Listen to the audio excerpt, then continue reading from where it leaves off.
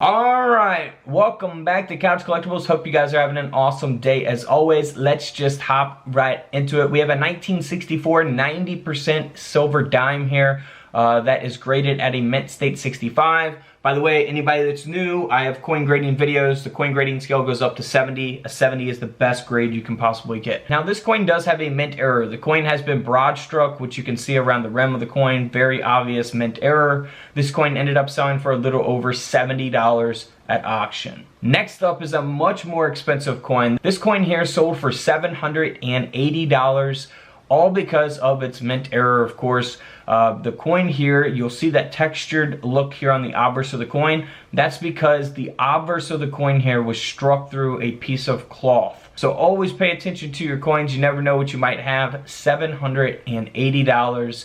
The reverse of the coin looks very normal, like any old ordinary silver dime. Now here is a 1965 dime. Now of course in 1965 they were no longer producing 90% silver dimes for circulation. 1964 was the last year for that. Now this coin does have an incomplete punched planchet, so you'll see that line there where it would have been clipped but it didn't go through all the way. This coin ended up selling for $119. Again, graded at an AU 53, so not a super, high grade or anything like that. It's not a high mint state grade, and still it sold for $119, coming out of that famous collection, of course. Now here's a 1971 Denver minted Roosevelt dime. You'll see that it's not all the way round, it looks like the back of the head of Roosevelt's being cut off there. And that's because the coin design was struck onto an elliptical planchet. The planchet is the piece of metal that the coin design gets struck onto.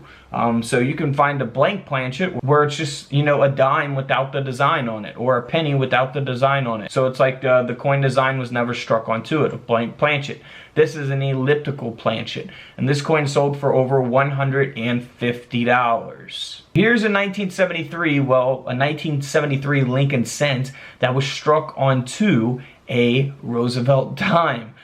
So very, very awesome type of mint error. Again, always want to check your coins for these because if you found something like this, you'd be talking some real money. These coins, I've shown these in tons of my other videos, all kinds of different dates that this has happened on. This coin ended up selling for over $4,500. A $4,500 coin. Here's a 1977 Roosevelt dime that was just struck 10% off center, pretty common mint error.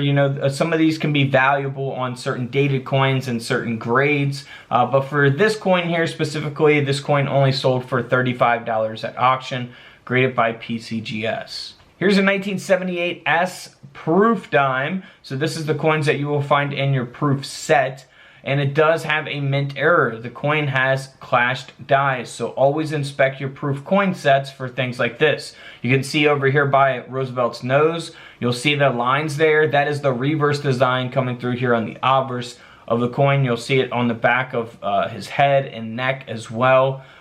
Pretty strong die clash there. And then on the reverse of the coin, you will see the outline of Roosevelt's head from the obverse design. So you can look for die clashes on all kinds of different coins, not just Roosevelt dimes, of course. This coin here ended up selling for nearly $100.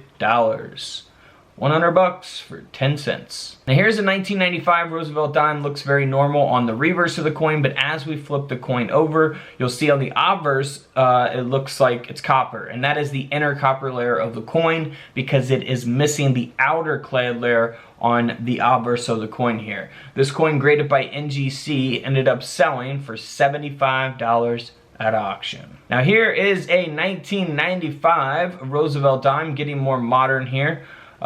This coin has been struck through on the reverse of the coin, so 95% reverse strike through, graded by NGC. This coin ended up selling for around $150. Here's a no dated Roosevelt dime because we have a large die break taking up around half of the coin.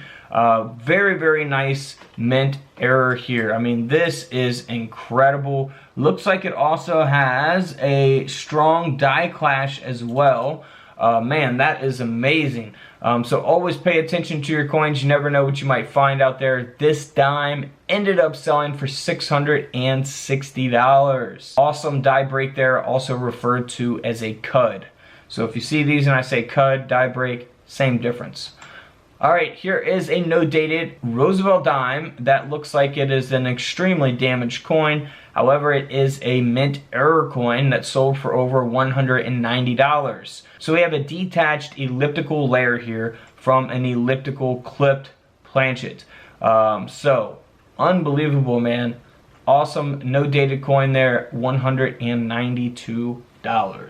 Alright guys, don't forget to subscribe in the middle. Feel free to check out the videos to the left of me. And until tomorrow, I'll see you guys in the comment section below. This is Caps Collectibles, and this is where I disappear.